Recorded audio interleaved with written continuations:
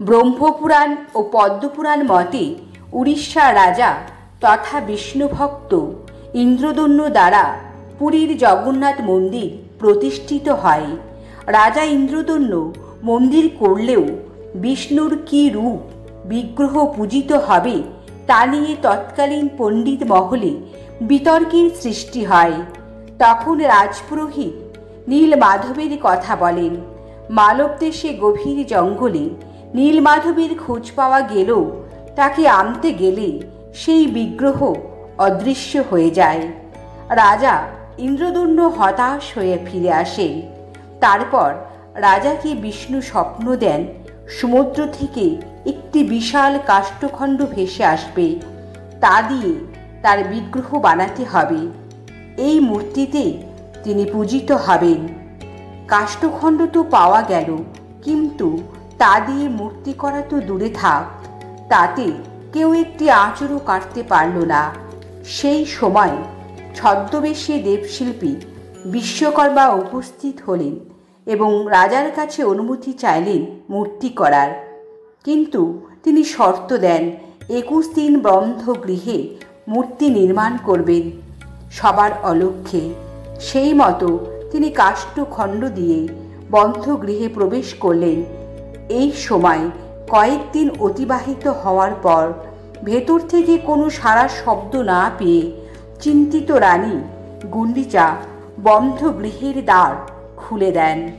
তিনি দ্বার খুলতে দেখেন 3টি অসমাপ্ত জগন্নাথ, বলরাম ও সুভদ্রার মূর্তি পড়ে আছে এবং শিল্পী অদৃশ্য হয়ে গেছে। চিন্তিত রাজাকে আবার বিষ্ণু স্বপ্ন দেন এই অসমাপ্ত মূর্তি পূজা করতে। সনাতন ধর্মমতে শ্রীকৃষ্ণের মৃত্যু হলে তার চিতার কাষ্ঠখণ্ড সমুদ্রে ভেসে যায়। সেই কাষ্ঠখণ্ড গুজরাট সমুদ্র তট থেকে উড়িষ্যায় আসে এবং তা থেকে জগন্নাথ, বলরাম ও সুভদ্রার মূর্তি। এই মূর্তিতে শ্রীকৃষ্ণের আত্মা বিরাজ করে বলে সনাতনীদের বিশ্বাস। রথযাত্রার উৎস কি? এই সময় থেকেই মন্দিরে পূজিত 3 বিগ্রহকে প্রত্যেক আষাঢ় মাসের শুক্লাপক্ষের 2য় তিথিতে মন্দির থেকে রাজা ইন্দ্রদন্যের স্ত্রী গুন্ডিচা দেবীর বাড়িতে নিয়ে যাওয়া হয়। এই গুন্ডিচা দেবীর বাড়ি হল মাসির বাড়ি, আর এই যাত্রাকে জগন্নাথ দেবের রথযাত্রা বলা হয়।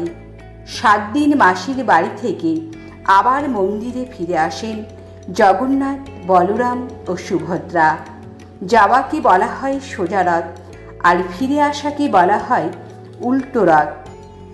ব্রহ্মপুরাণ মতে রথে স্থাপিত জগন্নাথ দর্শন করলে জীবের পুনর্জন্ম থেকে মুক্ত হয়, অর্থাৎ নির্বাণ লাভ করে।